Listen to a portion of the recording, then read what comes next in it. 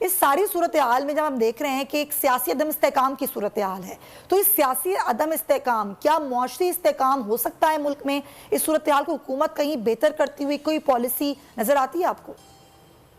देखिए, पहले मैं आपसे एक बात बता दूं, जिस वक्त अगर आप चले जाए मई 2022 में, तो उस वक्त स्टेट बैंक ने जो डिस्काउंट रेट था वो 12.5% था और महंगाई 13.5% थी, यानी 1% का फर्क था। आज डिस्काउंट रेट हमारा हो गया 21% और महंगाई हो गई 34.5%, यानी 13 गुना हो गया ये।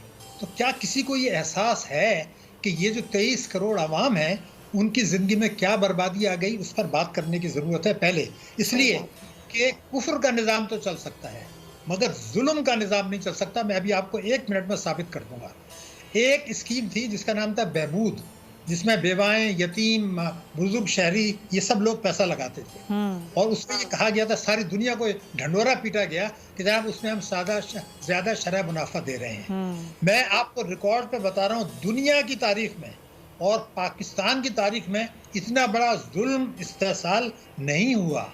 आज आप लोग उनको मुनाफा दे रहे हैं, बेवाओं को, यतीम लोगों को, बुजुर्ग शहरियों को 14%, महंगाई 34%, तो 20% मनफी, यानी उनको 20% आप मनफी मुनाफा दे रहे हैं। इससे पहले आपने बिजली का नर्ख बढ़ाया, गैस का नर्ख बढ़ाया, पेट्रोल के नर्ख बढ़ाए, महंगाई बेतहाशा बढ़ी। मुझे कोई ये बता दे कि ये जो पेंशनर्स हैं, ये जो गरीब लोग हैं करोड़ों, वो जब आप उनको 20% मनफी मुनाफा देंगे, 34% महंगाई में 14% देंगे।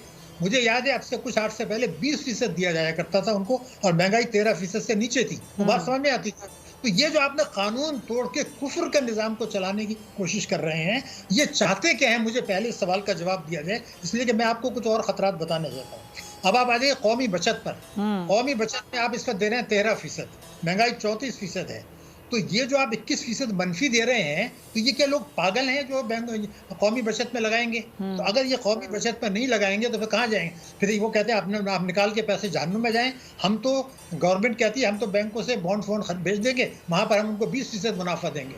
आप 20% मुनाफा दे रहे हैं इन्वेस्टमेंट बॉन्ड में और बेवा यतीमों को तबाह कर रहे हैं। तो ये तो आप आइन की खुल्लम खुल्ला खिलाफ वर्जी कर रहे हैं। दो इस हुकूमत ने ऐसी हरकतें की हैं कि अब इनकी तबाही को कोई रोक नहीं सकता। नवाज शरीफ पहला आदमी था जिसने के सूदी निज़ाम के खिलाफ अपील फाइल की थी। अब डार साहब ने फिर एक सूदी निज़ाम आया था, मैंने आपके प्रोग्राम में भी बताया था, शरीयत कोर्ट का गलत फैसला था। उन्होंने कुछ लोगों के साथ मिलके और उसके पीछे लग गए कि जी हमें इसी निज़ाम को चलाना है, सूदी निज़ाम को। हालांकि तो ये दो गुना ऐसे हैं कि पाकिस्तान की सलामती को जो खतरा है वो तो है ही, ये आवाम को तबाह कर रहे हैं। और दूसरी चीज़ मैं आपको जो बताने वाला था, क्योंकि आपने कई नुकात उठा दी हैं, मैं एक सवाल उठाना चाहता हूँ। जिस तरह मईशत को तबाह बर्बाद कर दिया गया, मैं 1 मिनट के लिए फर्ज कर लेता हूँ कि PDM के साथ तहरीक इंसाफ गले मिल लेते हैं और गले मिलने के बाद ये कहते हैं जी इलेक्शन करा लें, जो जीते वो हुकूमत बना ले और हम कोई एहतजाज नहीं करेंगे। मैं आपको यकीन दिलाता हूँ कि जब ये तफसील में जाएंगे तो आपको अंदाज़ा नहीं है, कौम को अभी अंदाज़ा नहीं है कि 2024 और 2025 में एक अज़दहा हमारी तरफ बढ़ रहा है, इसलिए कि 95 अरब डॉलर के आपने 3 साल में कर्जे वापस करने हैं। तो शाहिद साहब फिर तो वही बात हो गई ना कि अब हुकूमत कोई भी आए, ये तो एक अज़दहा है जो सबको निगलने के लिए तैयार बैठा है और इस अज़दहे को हमने खुद पाला है। हमने पाला नहीं है, हमने उसको परवरिश भी की है, उसको फरोग भी दिया है, उसमें किया है। मेरा आपसे कहना यह था कि मैं एक सवाल का जवाब चाहता हूँ। देखिए, अवाम तो तबाह हो गया, आपने मुल्क की सलामती को भी खतरे में डाल दिया, आपने जौहरी प्रोग्राम को भी डाल दिया और आपने मिसाइल प्रोग्राम को भी डाल दिया, आपने जोग्राफिया नक्शे को भी पाकिस्तान के खतरे में डाल दिया। मुझे सिर्फ एक बात बता दीजिए, एक तो आप बैरूनी कर्जे 2024 में अदा नहीं कर सकेंगे।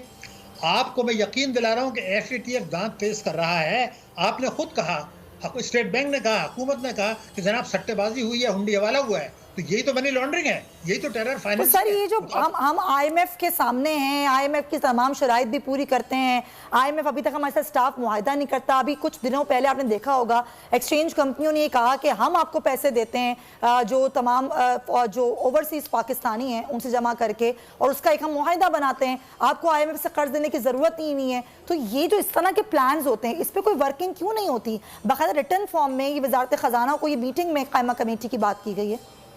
नहीं, मेरे ख्याल से ये बातें हमें नहीं करनी चाहिए। अच्छा, दुनिया का इस वक्त कोई सब्स्टिट्यूट नहीं है। आज कोई चीन भी अगर चाहे तो पाकिस्तान को नहीं बचा सकता। मैं आपको जिम्मेदारी से कह रहा हूं, मैं इसलिए कि हमारा मुल्क है, आपका मुल्क है। इन लोगों की बातें छोड़ें, ये जज्बाती बातें करते हैं। आपको 95 बिलियन डॉलर 3 साल में देने हैं। समझदार पाकिस्तानी फ्री में पैसे नहीं देंगे, ये बहुत बड़ा गलत ख्याल है। इसलिए अभी हमने शरह सूद 6% दी है उनको, दुनिया में 1% है और वो पैसे नहीं ला रहे हैं यहाँ पर। मैं आपको दूसरा खतरा बता रहा हूँ, ये संजीदा मौजू है, इन लोगों की बात छोड़ दें। आप मुझे एक बात बताइए, अगले साल पर हम आ जाते हैं। हाँ। अगले साल जो हुकूमत को टैक्स रेवेन्यू से मिलना है, उसमें आपने सूबों को हिस्सा दे दिया। उसके बाद जब वफाक के पास पैसे बचेंगे, उस पर तो कर्जों पे सूद अदा नहीं होगा, तो मुल्क कैसे चलेगा? ये तमाशा ना बनाए इस मुल्क का। ये एक जौहरी कुव्वत है, ये दुनिया की 5वीं बड़ी जो है वो आबादी के लिहाज से मुल्क है। खतरात को समझें, अमेरिका के न्यू ग्रेड को समझें, एक साजिश के तहत इस मुल्क की मईशत को। तो डॉक्टर साहब होगा क्या? देखें, हल की तरफ तो जाना पड़ेगा। अगर ये हुकूमत नहीं देख रही, कोई और हुकूमत हल की तरफ जाती है, तो क्या कोई ऑप्शंस हैं? आज हमारी शरह सूद 21% पर है, तो हम कहाँ होंगे फिर 1 साल बाद? अच्छा, मुझे एक और देखिए, हमारा दुश्मन भारत है। अगर मैं कोई बुरा ना माने तो मैं आपको 3 जुमले बता दूं। भारत में डिस्काउंट रेट 6.5% है इस वक्त, मेरे मुल्क में 21% है। भारत में महंगाई 6% है, मेरे मुल्क में 34% है। सही बात। भारत की शरह नमू 6% है, मेरी शरह नमू आपको पता है कितनी है? 0.3। यानी वो आपसे हर चीज में 8 से 12 गुना आगे जा रहा है। चीन जिसको अभी तक आप बहुत ज्यादा कर रहे हैं, मैं आपको यकीन दिला रहा हूं, चीन जो आलमी मालियाती निजाम में जो हिस्सा मांग रहा है, वो आइंदा पाकिस्तान की मदद नहीं कर सकेगा, इसलिए कि उसको आलमी मालियाती निजाम में हिस्सा चाहिए है। वो IMF के बगैर आपकी मदद नहीं करेगा 2024 में। और वो पाकिस्तान को मजबूर करेगा कि आप भारत के साथ जमीनी रास्ते से तिजारत करें, जो आप 1948 से नहीं कर रहे हैं, इसलिए कि उनका सीपेक जो है वो कनेक्टिविटी है। चीन अपने आप को आलमी ताकत बना रहा है, वो पाकिस्तान की खातिर अपने बेल्ट एंड रोड इनिशिएटिव को, ब्रिक्स को, जिसमें भारत शामिल है, पाकिस्तान शामिल नहीं है, उसने सऊदी अरब ईरान से दोस्ती कर ली, उसने रूस के साथ दोस्ती कर ली। वो सारी चीजें इसलिए कर रहा है कि पाकिस्तान पर कुर्बान कर देगा। आज होश करें, आज हकल के कानून, यानी चीन हमारा दोस्त जरूर है, लेकिन अपने मुफाद को दाव पे नहीं लगाएगा, वो आइंदा आपकी मदद नहीं कर सकेगा। आज अगर होश के नाखून नहीं लिए और आज इस्लाहात करके, सियासी झगड़े को खत्म करके, मईशत को ताकतवर, एक तरफ देखिए आपने 85 आदमी की कैबिनेट बना ली, बैरूनी रोज हो रहे हैं, और बहबूद पर आप 20% मनफी मुनाफा दे रहे हैं। ये जुल्म नहीं है तो क्या है? आप क्या चाहते क्या हैं? मईशत की शरह नमू आपकी 0.3%, आपके कर्जे बेतहाशा बढ़ रहे हैं, आपका फॉरेन डायरेक्ट इन्वेस्टमेंट गिर रहा है, हमारी बरामदात $2 अरब डॉलर गिर गई, हर चीज गिर रही है। और आपने इंपोर्ट्स कम करके अगर तिजारती खसारा कम किया है, तो आपका शरह नमू तो 0.3 पे आने वाला है, भारत तो 6% पे जा रहे हैं। तो ये इसे जगलरी छोड़ें, डार साहब भी छोड़ें, और जो शहबाज शरीफ साहब उनकी काबीना भी छोड़ें, हकाइक पे बात करें, हकाइक पर बात करें, और आवाम को सच बताएं। ये आवाम को ढकोसले ना बताएं कि किसने क्या किया और किसने क्या नहीं किया। आपने क्या किया ये बताएं। आप बता दीजिए, मैंने आपको बता दिया, वो नहीं बताएंगे। बिल्कुल सही कह रहे हैं आप। तो नजर आ रहा है सामने लिखा हुआ है, जुल्म मिटने के लिए 2 चीजों से मिटेगा भाई। एक, अदल की कुर्सी पे जो लोग बैठते हैं ना, वो अदल के हिसाब से फैसले करने लगे। दूसरा, कौम निकल खड़ेगी उस जुल्म के खिलाफ, तो जुल्म खत्म हो जाएगा। या इन दोनों में से कोई एक चीज हो जाए, या दोनों हो जाए। अगर 420 का मुकदमा था, उस वक्त अदलिया में जो लोग बैठे हुए केस देख रहे थे, वो पूछते ना, यार चीट हुआ कौन है? जब उनको दिखता कोई चीट नहीं हुआ, केस खत्म कर देते।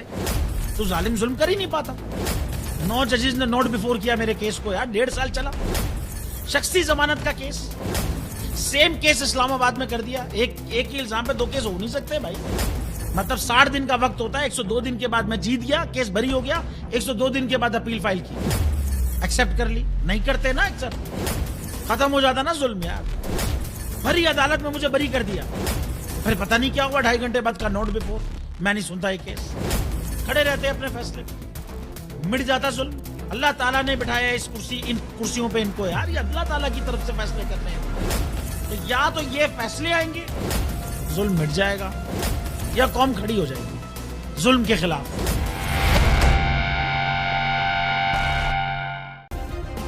सब्सक्राइब करें और बेल दबाएं ताकि कोई खबर रह न जाए।